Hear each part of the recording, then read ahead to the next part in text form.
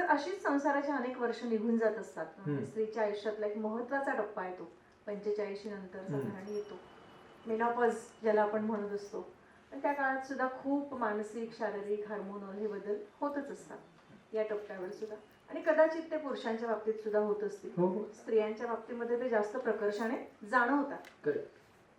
किंवा माझ्या इथे असणाऱ्या मैत्रिणी ज्या आहेत त्या बऱ्याच जणी आता त्या टप्प्यातनं जात असतील. अशा वेळेला हे जे मानसिक किंवा मानसिक म्हणण्यापेक्षा भावनिक एक ताण जाणवत असतो आणि खूप असं स्वभावामध्ये सुद्धा चिडचिडेपणा किंवा याच्यावर स्वतःच काम करणं शक्य आहे का, आणि ते करायचं तर मग कसं करायला हवं? एक तर अस्मिला जॉईन व्हा. थँक्यू, सरांकडून आलंय अस्मिला जॉईन व्हा.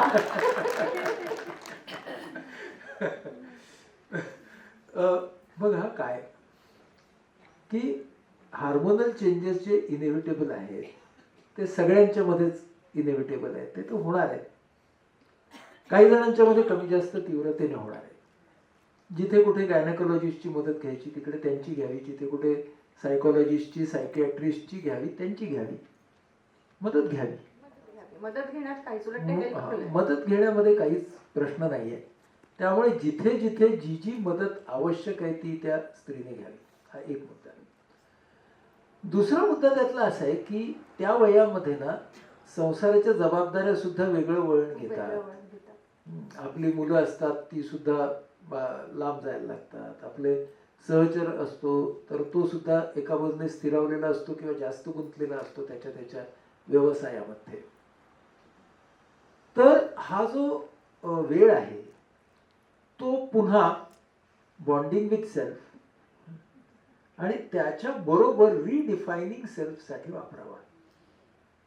कारण बॉन्डिंगच्या पुढे काय, तर बॉन्डिंगच्या पुढे रिडिफायनिंग असलं पाहिजे आणि रिडिफायनिंगच्या पुढे एक्सप्लोरिंग असलं पाहिजे.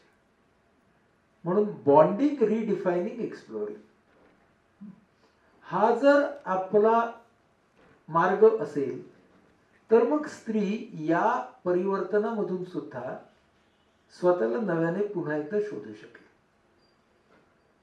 बॉन्डिंग विथ सेल्फ मधून तिला समजलं की अरे स्वतःचा स्वीकार कसा करावा.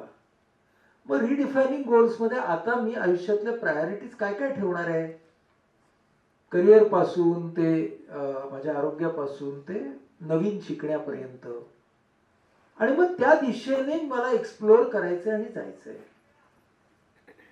हा जर एक भाग त्या स्त्रीने या परिवर्तनाच्या काळामध्ये घेतला आणि हे 3 टप्पे जर डोक्यात ठेवले आणि त्या 3 टप्प्यांवरून जर ती गेली तर ती तिचं आयुष्य नव्याने अर्थपूर्ण करू शकेल.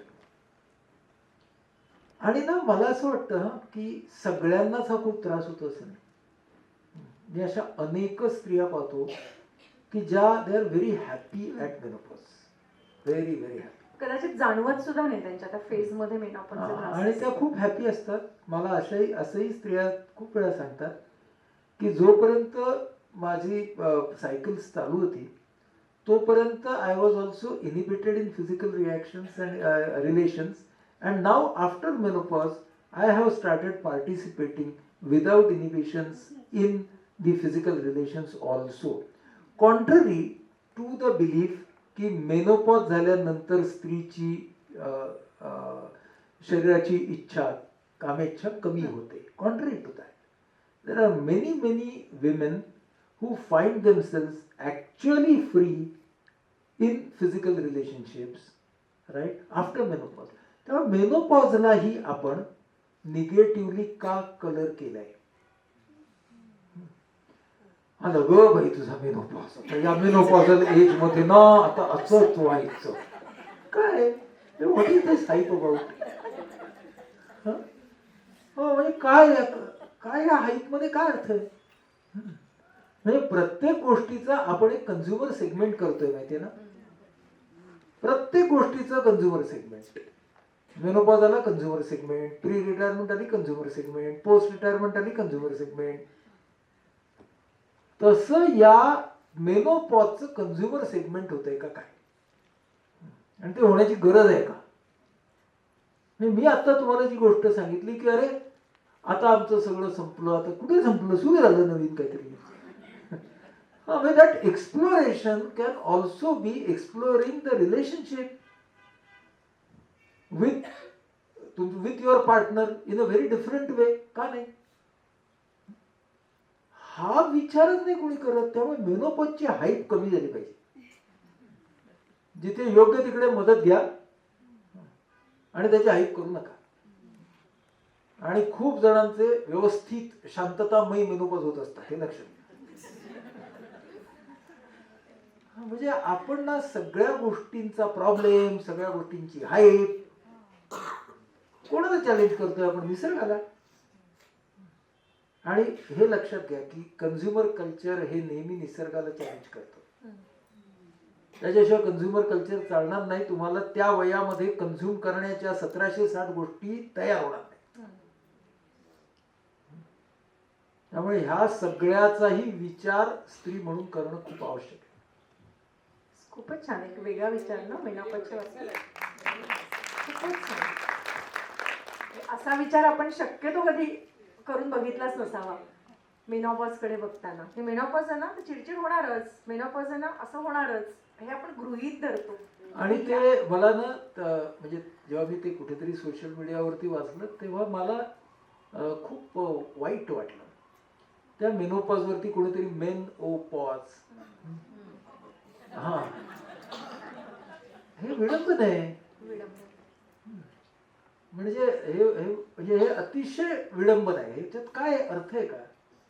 म्हणजे तुम्ही म्हणजे हे आपण काय वाटेल ते मेसेजेस जे देतो ना, त्याच्यामध्ये हे सगळे वाटेल ते मेसेजेस आहेत जे असण्याचं काही कारण नाही. म्हणजे आपल्याकडचा शब्द इतका चांगला ना, ऋतू समाप्ती. सोपा शब्द आहे, ऋतू समाप्ती. ऋतू संपला. आता ऋतू संपला म्हणजे फक्त हे सायकल संपलं. पण जीवनातले ऋतू संपले नाही, निसर्गातले ऋतू संपले नाही, फक्त हे एक सायकल संपलं. That's it. खूपच छान सर. मेनोपॉज कडून पुढच्या फेजकडे, ज्येष्ठ नागरिकत्व. वेगवेगळ्या फेजेस बघतोय ना आपण. म्हणजे आता मला कळलं की अस्मीला वयोमर्यादा का नाही. सगळी सायकल येते आता. सायकल येते सगळी. आता आपण शेवटच्या टप्प्यावर आलो, ज्येष्ठ नागरिक. ज्येष्ठ नागरिकांना ना त्यांच्या पुढील कुटुंबातल्या 2 ते 3 पिढ्यांबरोबर सांभाळून किंवा ऍडजस्ट करायला लागतं, संवाद साधायला लागतो. बऱ्याचदा त्याच्यामध्ये अडचणी येतात. दृष्टिकोन पूर्ण वेगळे असतात नवीन पिढीचे आणि ज्येष्ठ नागरिकत्वाचे. त्यांचं स्वत्व सांभाळून त्यांनी या पुढील पिढीशी संवाद साधणं आणि नवीन पिढीतल्या स्पेसिफिकली मुलींना आपण असं म्हणूयात, अस्मीमध्ये आहोत म्हणून, त्यांनीही स्वतःचं स्वत्व सांभाळून एक स्त्री म्हणून कसं जुळवून घ्यावं? पहिले सगळ्यात महत्वाची गोष्ट म्हणजे सगळ्या ज्येष्ठ नागरिकांनी जे सगळी नावं घेतलीत ना आधीच्या 2-3 पिढ्याची, त्यांनाही खूप चॅलेंजिंग आहे हे मान्य करावं. म्हणजे ह्यांचाच चॅलेंज नाहीये, त्यांचा पण चॅलेंज आहे. दोन्ही बाजूने चॅलेंज सर्व बाजूने हे पहिल्यांदा लक्षात घ्यावं बरं का. कारण म्हणजे ज्येष्ठ नागरिक होणं म्हणजे काही इलेव्हेटेड स्टेट नाही.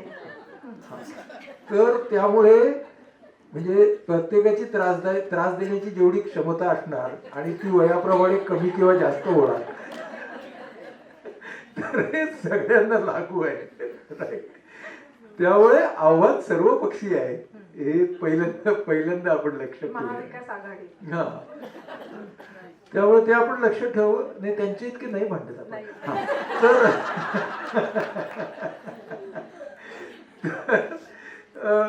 हे आपण डोक्यात जर ठेवलं तर मग काय कशामध्ये भाग आहे बघा.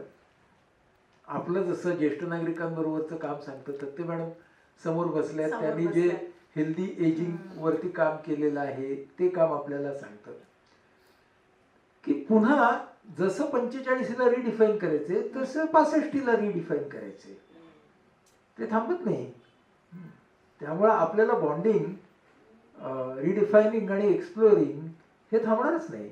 फक्त ते आता या वयाला साजेसं काय आहे, या टप्प्याला तेवढं आपल्याला करायचंय. म्हणजेच आपल्याला ह्या टप्प्यावरही एक्सप्लोरेशन, न्यू लर्निंग, सोशलायझेशन, नात्यांमधली गुंतवणूक, पहिल्यांदा जे आपण बोललो होतो ते कोणतं नातं कसं ठेवायचं, कुठल्या अंतरावरती, भावनिक अंतरावरती ठेवायचं, हे आपल्याला ज्येष्ठ नागरिक म्हणून करणं आवश्यकच आहे.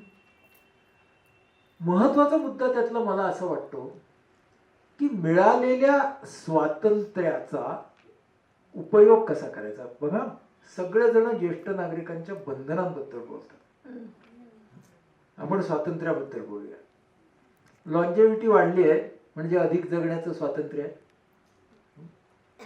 ज्या लोकांनी पैसे जमवलेले आहेत त्यांना आता आर्थिक स्वातंत्र्य आहे. जरी व्याधी असल्या तरी उपचार आहेत आणि आरोग्य व्यवस्था आहे म्हणजे ते स्वातंत्र्य आहे. पूर्वीच्या ज्येष्ठ नागरिकांपेक्षा आत्ताचे ज्येष्ठ नागरिक नक्की जास्त तुलनात्मक स्वातंत्र्यात आहेत. मग ते स्वातंत्र्य कसं वापरायचं हे एक्सप्लोर करूया.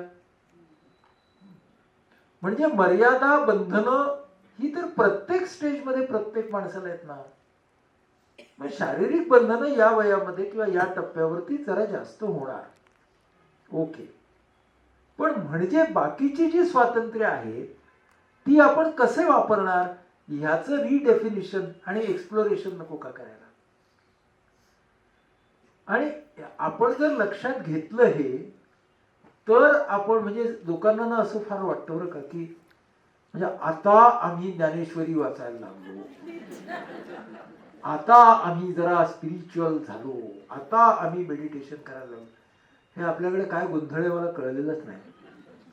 आता म्हणजे काय, आधी का नाही केलं, करायला पाहिजे होतं आधी. विनोबांचं एक फार सुंदर वाक्य, ते असं म्हणतात की तरुण आणि तत्वज्ञान यांची फारकत केल्यामुळे दोघांचंही सारखंच नुकसान झालंय.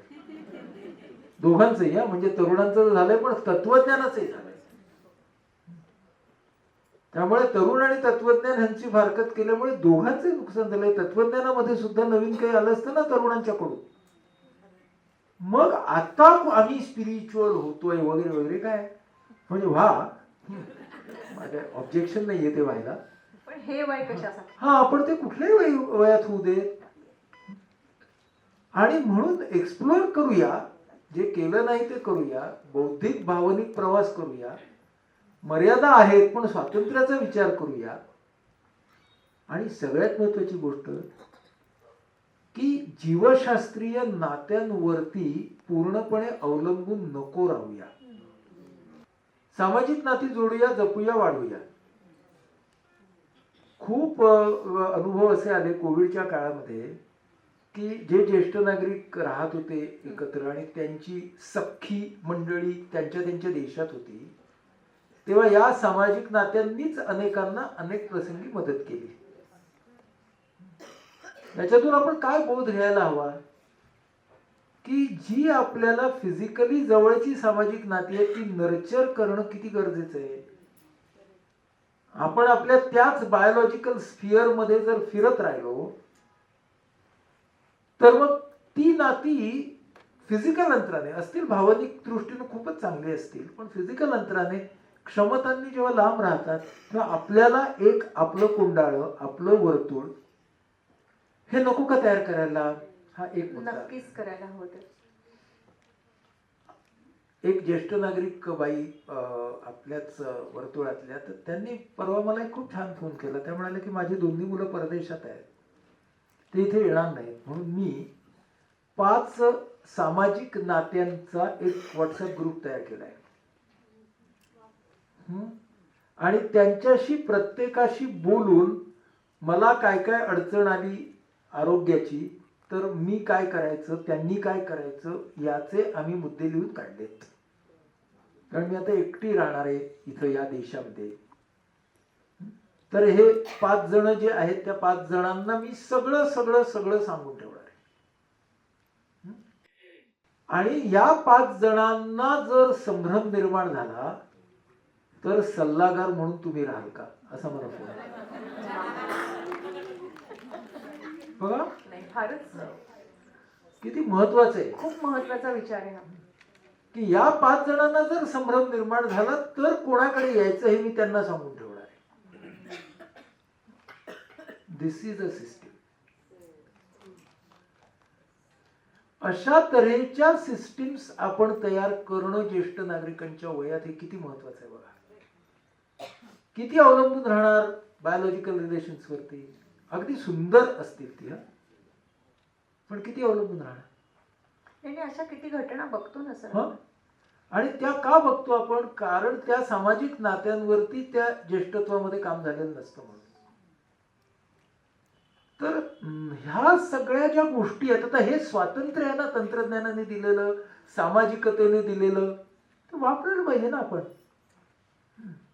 नाहीतर मग मंडळी तशीच एकटीच राहणार. मग ज्या आपल्या घटना तू म्हणालीस तसं की अमुक अमुक व्यक्ती, तिने कोणाच नव्हतं त्या घरामध्ये, ती व्यक्ती निधन पावली आणि 4 दिवस कोणाला कळलं नाही वगैरे वगैरे. हे जे होत आहे त्याच्यामध्ये आपण या अशा सिस्टीम्स काढणं ही मला वाटतं ज्येष्ठ नागरिकांच्यासाठी खूप महत्वाची गोष्ट असणार आहे. अतिशय. म्हणजे ज्येष्ठ नागरिकांचा विषय निघाला म्हणून अजून एक आपण त्याच्याशी निगडीत पण अत्यंत महत्वाचा एक प्रश्न आम्हाला पडतो की बऱ्याचदा ज्येष्ठ नागरिकांच्या पैकी दोघांपैकी एक जण पुढे निघून जातं पुढच्या प्रवासाला आणि मागे एक जण उरतो. जर ती स्त्री असेल तर स्त्री ना पुढे जाऊन, वेळ लागेल कदाचित, पण पुढे जाऊन ती बऱ्यापैकी स्थिरावते भावनिक दृष्ट्या आणि बऱ्यापैकी तिचे कोपिंग हे जास्त चांगले असतात. पण तेच जर मागे राहणारा एखादा पुरुष असेल तर इतकं आपण कोपिंग चांगलं हे पुरुषांच्या बाबतीमध्ये बघत नाही आणि मग परिणामी काय होतं त्याचाही एक आयुष्यकाल म्हणा किंवा आयुष्यमान म्हणा ते कमी होतं. ह्याच्यावरती काही शास्त्रीय पाहण्या सुद्धा आहेत आणि त्या शास्त्रीय पाहण्या आपल्याला असं सांगतात की स्त्रीची ही भावनिक चिकाटी ही पुरुषापेक्षा वेगळ्या पद्धतीची असते आणि म्हणून स्टॅटिस्टिकली ऑल्सो म्हणजे पार्टनर गेल्यावरती स्त्रीनं राहणं त्याची कालमर्यादा ही पुरुषांच्या राहण्याच्या कालमर्यादेपेक्षा नक्की जास्त आहे. त्यामुळे ते स्त्रीचं एक खासपण आहे.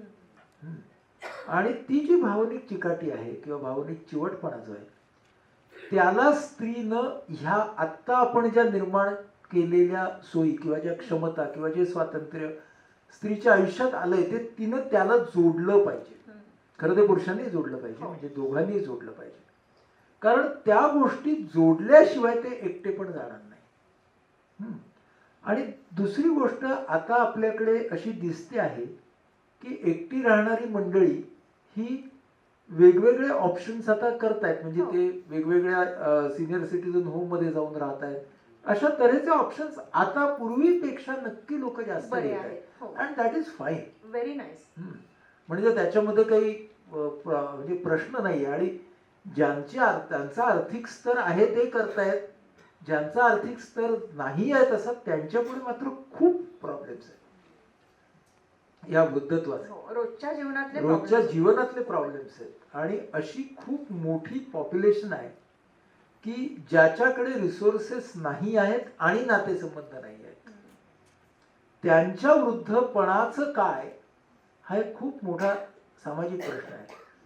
म्हणजे आपण आता पुण्यामध्ये आपल्या पुणे IPH तर्फे आपण जसं इथं सप्तसोपान चालवतो तसं आम्ही सुखसोपान म्हणून चालू केलंय आपण तिकडे. तर ते निवारा नावाच्या वृद्धाश्रमाबरोबर आपण केलंय की खूप 150 वर्ष जुना आहे. तो संपूर्णपणे निराधार ज्येष्ठ नागरिकांसाठी 175ची कपॅसिटी फुल आहे त्यांची. त्यामुळे आपल्याला हाही विचार केला पाहिजे की जे स्वातंत्र्य उपभोगतायत, रिलेटिव्ह स्वातंत्र्य म्हणजे ज्यांच्यावरती घर आहे, एक आरोग्याचा विमा काढलेला आहे, अमुक रिलेटिव्ह सेफ्टीमध्ये आपण, त्या सगळ्या ज्येष्ठ नागरिकांनी हाही विचार केला पाहिजे की जे रिलेटिव्ह सेफ्टी नेटच्या बाहेर आहेत असे पण सिटीजन्स आहेत. आणि काय होतंय की आपण सगळे सिनियर सिटीजन्स क्लब्स असतील किंवा सगळे आहेत, या सोयी एका वर्तुळापुरत्या मर्यादित आहेत हे आपण विसरून चालता का? आणि ज्येष्ठत्व हे नैसर्गिक असल्यामुळे ते समाजाच्या प्रत्येक स्तरात आहे हे विसरून चालता का? त्यामुळे आपल्याला या समस्येवरती फक्त शहरी आणि मध्यमवर्गीय किंवा उच्च मध्यमवर्गीय तोडगा म्हणजे तो तोडगा शोधायला पाहिजे. पाहिजे. पण त्याचबरोबर ॲज अ सोसायटी हे जे ज्येष्ठ नागरिकत्व आहे की ज्याला आधाराचे दोरे कमी आहेत, धागे कमी आहेत, त्यांचाही विचार करणं खूप आवश्यक आहे. आपण ना ज्या वेळेला आज आपल्या देशाकडे तरुण राष्ट्र म्हणून पाहतो त्यावेळेला हे लक्षात घेणं गरजेचं आहे की आजचं तरुण राष्ट्र हे उद्याचं मध्यमवयीन राष्ट्र आणि परवाचं वृद्ध राष्ट्र असणार आहे. तर ह्या दृष्टीचं प्लॅनिंग या सगळ्या एजचं हे करणं हे खूप आव्हान राहणार आहे. आणि म्हणून त्याचे आपण जे जसा सप्तसोपानसारखा एखादा प्रयोग आहे की तो एक बाजू त्याची कव्हर करणारा प्रयोग आहे. तर तशी वृद्धत्वाच्या वेगवेगळ्या बाजू कव्हर करणाऱ्या प्रयोगांची खूप आवश्यकता आपल्याकडे आज. जसं आपण अस्मिमध्ये जे काम करतो सोशल किंवा निराधार मुली आणि महिलांसाठी, तर नेहमी आम्ही सांगत असतो की आपण खूप ब्लेस्ड आहोत. आपण ज्या कुठल्याही उपचारांसाठी म्हणा किंवा कुठल्याही आधारासाठी म्हणा आपल्याकडे सगळ्या सोयी उपलब्ध आहेत. पण खूप मोठा वर्ग असा आहे की ज्यांना आपण हे करू शकतो, सहारा देऊ शकतो. सहारा म्हणण्यापेक्षा हात देऊ शकतो मदतीचा, ज्याच्यामुळे त्यांचं थोडेसे प्रॉब्लेम हे सुकर होतील. त्यातलाच हा एक खूप मोठा प्रॉब्लेम आहे आपल्याकडे. खूप छान गप्पा झाल्यात. थँक्यू. शेवटाकडे आलो. पुन्हा एकदा नेहमीप्रमाणे जसं तुमच्या मी नेहमी म्हणत असते की तुमचं मनोगती असू दे, ते पॉडकास्ट किंवा इतर कुठलं जे आम्ही प्रत्येक वेळी ऐकतो ना, तेव्हा प्रत्येक ह्याच्यातनं काहीतरी दरवेळेला नवीन आम्हाला समजतं, नवीन विचार मिळतो. तसं आजही प्रश्न कदाचित माझे सामान्य असतील किंवा साधे असतील, पण त्या सगळ्यांमधनं खूप वेगळा आणि नवीन दृष्टिकोन आपल्याला मिळाला आणि तो खूप महत्त्वाचा होता सर. थँक्यू. आणि सगळ्यांनाच मला वाटतं प्रत्येकानेच ह्या गप्पा एन्जॉय केल्या आणि खूप छान उत्तर आणि खूप छान माहिती आपल्याला मिळाली. एनरिचमेंट आज आमची झाली आज तुमच्याशी गप्पा मारून. थँक्यू. शोनी मज द्यावे पसाय दान हे, जे खळांची व्यंकटी सांडो तया सत्कर्मी रती वाढो. भूता परस्परे जडो मैत्र जीवांचे, दुरितांचे तिमिर जावो विश्व स्वधर्म सूर्ये पाहो. जो जे वांछील तो ते लाहो प्राणी जात. वर्षत सकळ मंगळी ईश्वर निष्ठांची मांदियाळी. अनवरत भूमंडळी तू भूता. चला कल्पतरूंचे आरव चेतना चिंतामणीचे गाव. बोलते जे अर्णव पियुषाचे. चंद्रमेजे अलांछन मार्तंड जे तापहीन. ते सर्वाही सदा सज्जन सोय रे हो तू.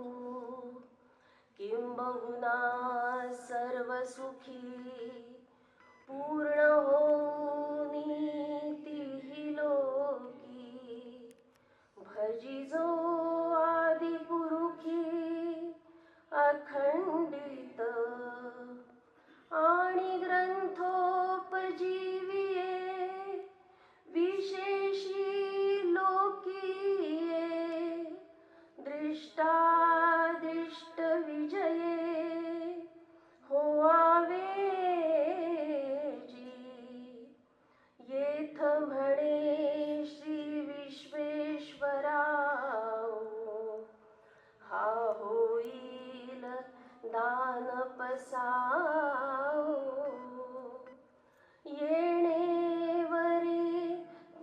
दे